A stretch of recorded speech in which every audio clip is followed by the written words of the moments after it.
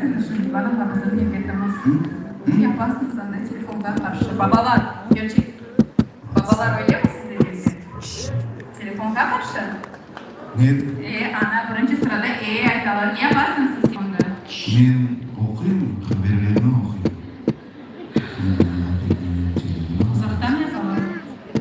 Dinara, yazalar mına, bak, Ateş Ansamblı, Kırım'ın en güzel ansamblı, keyin bargan yarışlarga her yerde birinci, ikinci, üçüncü yerlerini kazanalar ve kısmet olsa bana yarın Volgograd şehrini bitecek. Bana baksana da her hafta olan gibi yanlış haberler Bu okuyorsunuz. ya. Babalar divan üstünde oturup telefonga karşı haberlerini okuylar. Analar ise o haberlerini teşkil edilir ve kendi gözlerine bakarlar. Ben demedim ne kadar söz ayttı bu anlar. Dostlar, menimce bu şaka değil, bu gerçek haberleri ve şimdi o'zingiz kıymet keserseniz bu sanada güzel bir oyun olacak. Elbette ve o oyunun da manası var ve o sizce de var diyebilirsiniz. Evet. Biraz açık olmak gerek. Atik, coşkun. Coşmak gerek. Divan üstünde telefonga karşı değil, analar gibi coşmak gerek. Yerinden durmak gerek. Kelpoz gözüne görmek gerek. Ballardan şimdi biraz bakıp o gerek. Coşkun yaşlar oyunu sayılırsa. Coşkunluk nasıl olacağını da bana gösterecekler.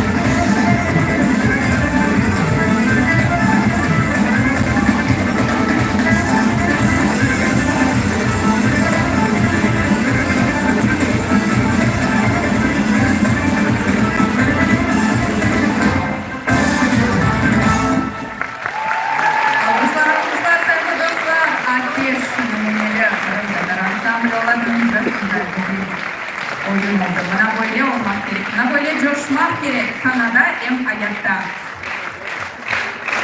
Maşallah maşallah ne de güzel oyunda bana böyle coşkun olup yaşardık Dilara Hanım. Elbette. Biz mevzuna devam ederek aytmağa isteyim. Aslında bilmeyeyim babalar duygularını çok gösterdiler ama ben cesine babalar erdoğan'a böyle ciddi karşılaştığım kuvvetler bakarlar. Duygularını çokça analar ifade ediyor. Sözlerinde, annenisinde, masallarda, her yerde analarının tatlı sözleri yazılar. Evet, doğru bizim akayam gözüne bakanda özüne böyle gülmeyle aslında.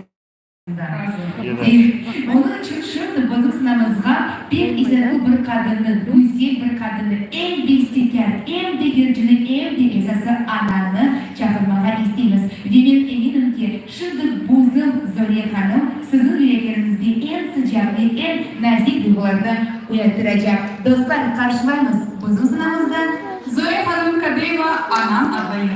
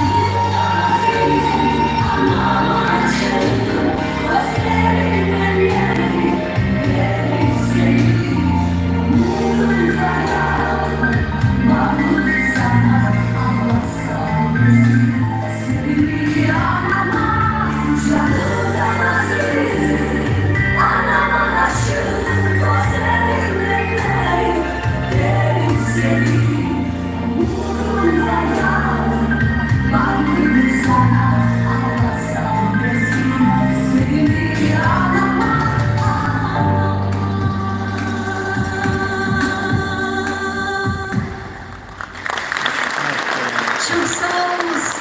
Çok sağ olunuz. Anam.